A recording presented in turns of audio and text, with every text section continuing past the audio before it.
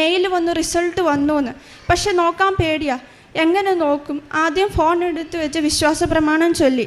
അതിനു മുമ്പ് എക്സാം കഴിഞ്ഞിട്ട് ഞാൻ മാതാവിനോട് പറഞ്ഞു, 1001 വിശ്വാസ പ്രമാണവും 10,001 നന്മ നിറഞ്ഞ മറിയമേ ഞാൻ ചൊല്ലിക്കൊള്ളാമെന്ന് പ്രാർത്ഥിച്ചു. അങ്ങനെ 800 വിശ്വാസ പ്രമാണം ചൊല്ലിക്കഴിഞ്ഞപ്പോഴാണ് എൻ്റെ റിസൾട്ട് വന്നത്. അപ്പോൾ ആദ്യം വീണ്ടും വിശ്വാസ പ്രമാണം ഞാൻ ഫോൺ എടുത്ത് വെച്ച് വിശ്വാസ പ്രമാണം ചൊല്ലി, നന്മ നിറഞ്ഞ മറിയമേ ചൊല്ലി 3 പ്രാവശ്യം കുരിശ് വരച്ചു. എന്നിട്ട് ഞാൻ റിസൾട്ട് നോക്കി. ആദ്യ റിസൾട്ട് നോക്കിയപ്പം ഡേറ്റ് ഓഫ് ബർത്ത് നമ്മൾ ഡേറ്റ് ഇട്ട് പോയിൻ്റ് ഇട്ടിട്ട് വേണം, അങ്ങനെയാണ് റിസൾട്ട് നോക്കട്ടെ. പക്ഷേ ഞാൻ ഹാഷ് ഇട്ടിട്ടാണ് എഴുതിയത്. അപ്പോഴും എററായിട്ട് കാണിച്ചു. വീണ്ടും എൻ്റെ കയ്യും കാലും വിറയ്ക്കാൻ തുടങ്ങി. വീണ്ടും ഞാൻ വിശ്വാസ പ്രമാണം ചൊല്ലി.